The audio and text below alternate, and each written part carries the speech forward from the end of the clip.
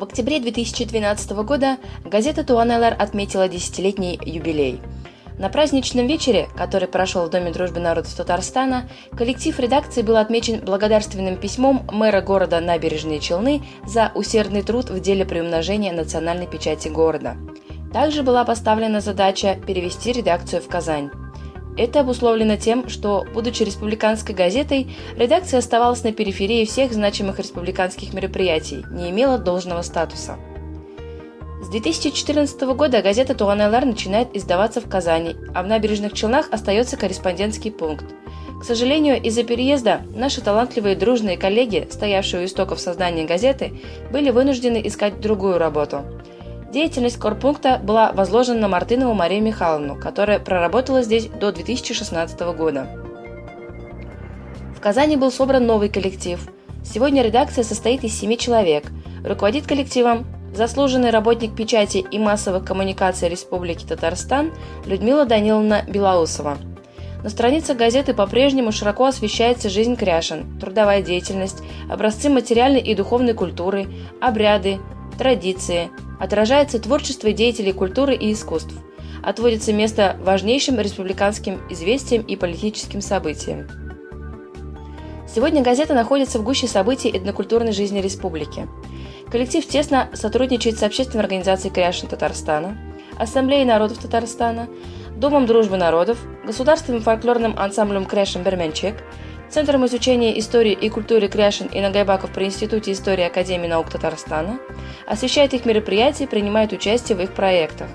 В своей работе журналисты опираются не только на кряшенский актив Казани, но и на районное отделение Общественной организации кряшен Татарстана в Набережных Челнах, Мамадыше, Нижнекамске, Заинске, Елабуге, Кабицах и в других районах. В 2014 году за участие в фотоконкурсе «Этнографическая мозаика татарского народа» коллектив был удостоен диплома в номинации «Народно-прикладное искусство». На сегодняшний день информацию о жизни кряшен можно получить не только из газеты. В полную силу функционирует сайт издания tuanelar.ru, который был запущен еще в 2011 году. Помимо этого, с новостями кряшенской жизни можно ознакомиться в наших группах в социальных сетях ВКонтакте, Одноклассники, Facebook и Instagram. Также журналисты кряшенского издания не только пишут тексты, но и выполняют роли фотографа, видеооператора, видеомонтажера и веб-редактора. Видеоролики, снятые журналистами Туан-Элар, можно посмотреть на нашем канале на видеохостинге YouTube. Коллектив ведет активную работу по воспитанию молодежи в этнических традициях. Людмила Даниловна проводит встречи с молодежью, где рассказывает об истории и традициях кряшен. В 2015 году за вклад в воспитание в этнических традициях участников этнолагеря для детей кряшен Айбагыр-2015 редакция была награждена благодарственным письмом руководителя Общественной организации кряшен Республики Татарстан Ивана Егорова. Сотрудники редакции принимают участие в региональных и всероссийских журналистских конкурсах. Так, в 2015 году коллектив представил свои публикации на всероссийский открытый журналистский конкурс «Многоликая Россия». По итогам конкурса редакция заняла 3-е место в номинации «Серия работ, посвященных теме гармонизации межнациональных отношений в специализированных печатных СМИ». В 2016 году одна из статей Туан-Элар вошла в шорт-лист финалистов всероссийского конкурса «Смиротворец». Идеология газеты позволяет не только освещать значимые события в светской и духовной жизни, но и выражать позицию кряшен по актуальным вопросам в условиях многоконфессионального и многонационального татарстанского сообщества.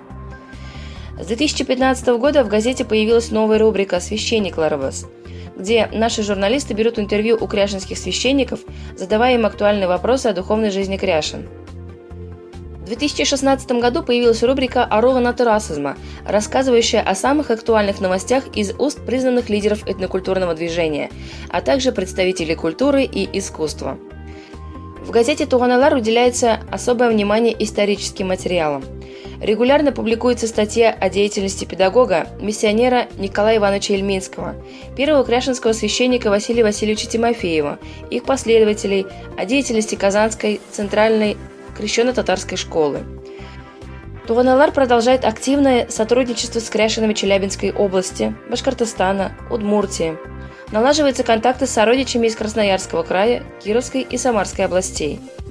Вклад коллектива в укрепление межнациональных отношений был неоднократно отмечен благодарственными письмами и почетными грамотами акционерного общества Татмедиа, Общественной организации кряшен, Ассамблеей народов Татарстана, аппаратом президента Татарстана. Как единственный информационный центр не только для Кряшин Республики Татарстан, но и для Кряшин России, газета выступает учредителем творческих конкурсов, проводит круглые столы по вопросам духовной и этнической культуры. Таким образом, газета Туган эл-ар вносит весомый вклад в укрепление межконфессионального и межнационального согласия в нашей республике. Роль газеты важна в духовном возрождении кряшинского народа, а также в осуществлении взвешенной национальной политики в нашей республике.